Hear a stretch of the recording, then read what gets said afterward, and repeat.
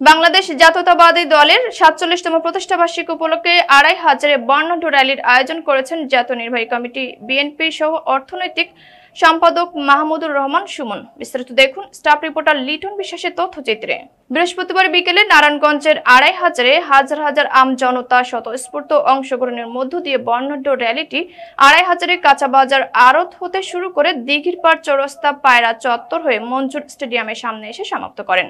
এ সময় উপস্থিত ছিলেন নারায়ণগঞ্জ জেলা ছাত্র দলের সাবেক সাধারণ সম্পাদক জুবায়ের রহমান জিকু, ২৫০০ উপজেলা বিএনপির সাবেক ভারপ্রাপ্ত সাধারণ সম্পাদক আবুল কাশেম ফকির, নারায়ণগঞ্জ জেলা ছাত্র দলের সাবেক যুগ্ম আহ্বায়ক ভিপি মঞ্জুরুল ইসলাম, নারায়ণগঞ্জ জেলা শ্রমিক দলের সিনিয়র সহসভাপতি মঞ্জুরুল ইসলাম নয়ন, বিশনন্দী ইউনিয়নের সাবেক চেয়ারম্যান আমজাদ হোসেন হানচালা, নারায়ণগঞ্জ জেলা যুব দলের সাবেক সভাপতি জহিরুল ইসলাম জহির, গোপালদা পৌরসভা বিএনপির সাবেক সভাপতি কামরুজ্জামান কমিশনার সহ বিএনপির অঙ্গ সহযোগী সংগঠনের নেতাকর্মীরা উপস্থিত ছিলেন।